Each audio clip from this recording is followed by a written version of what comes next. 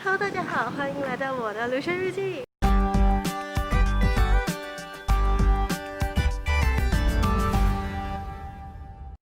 最近闹得沸沸扬扬的这个黑人被杀事件呢，真的让很多人气愤，就连我学校都有一个示威活动，所以我现在就要去参加。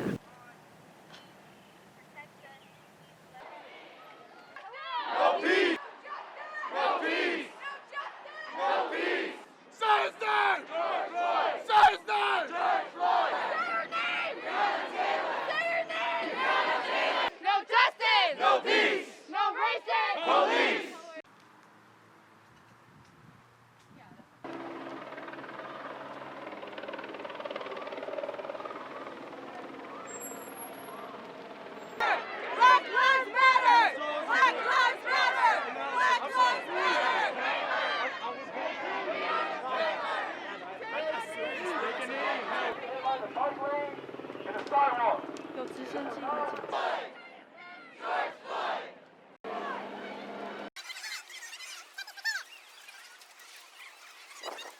How many would you like? No, I'll just take one, sir. Thank you.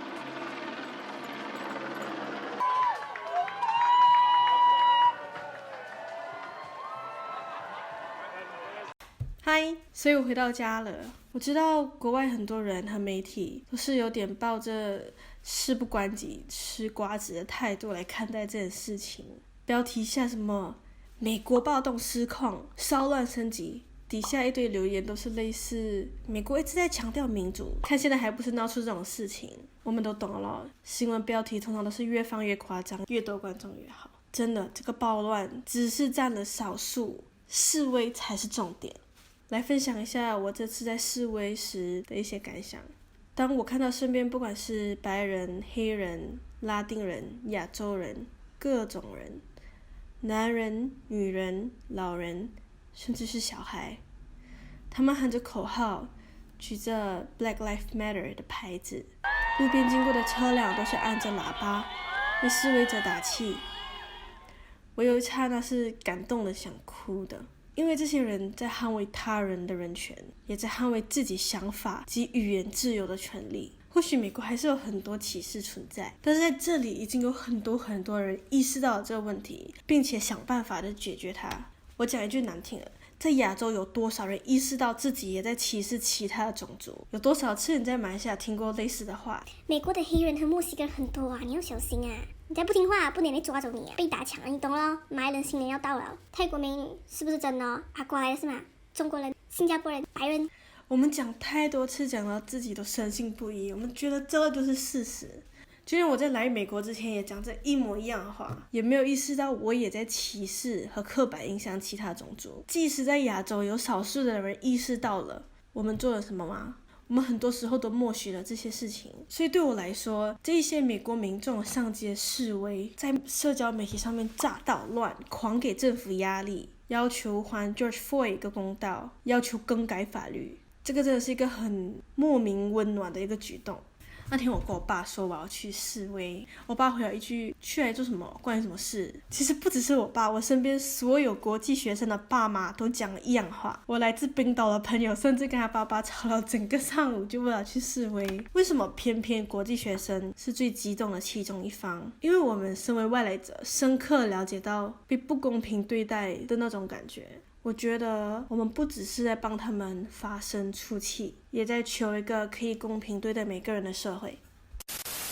有些人说，为什么歧视黑人，美国就这样激动，他们还不是一样歧视亚洲人？我觉得不能这样比较，因为情况完全不同。黑人是有一整段跟白人纠缠不休的历史，他们被迫被卖来美国做奴隶，争取了很久，牺牲了很多人，最后终于解放，然后又因为一堆政策的问题，让他们很难贷款，很难受教育，好几代的人都只能在最底层爬滚。然后亚洲人呢，可能就是父辈为了生存，为了发展，自愿的来到美国，他们下一代普遍受教育的程度高，所以收入也高。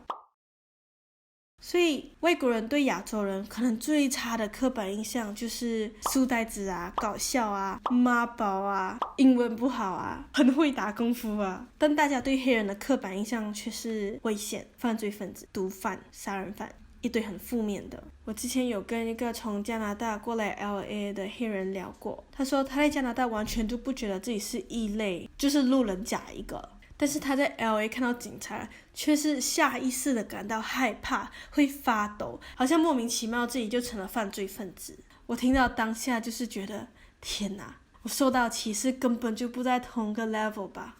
我很高兴我今天是游行的一份子，可能人群中多我一个不多，少我一个不少。但是当那么多个跟我一样希望平等的人聚在一起的时候，就成了几百个、几千个，然后就是你们新闻上所看到的美国暴动啊，美国示威。这些人是和平示威，希望能改变社会的一群人呢。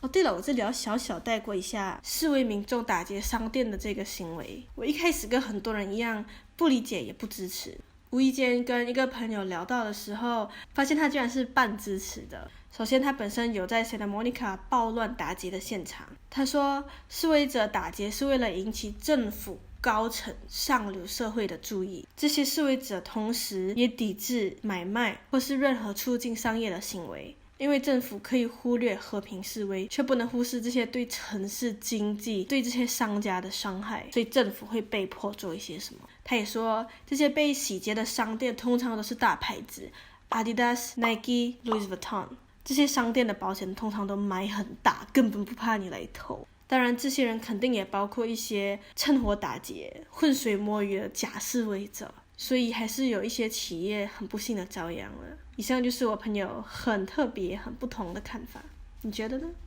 最后我在网上看到一个 Twitter 还蛮震惊我的，想要分享一下。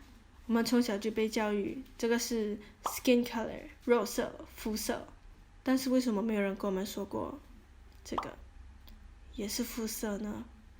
好吧，谢谢收看这集非常认真的这集，喜欢我的话记得分享、订阅、按赞、开启小铃铛我们下期见，拜拜。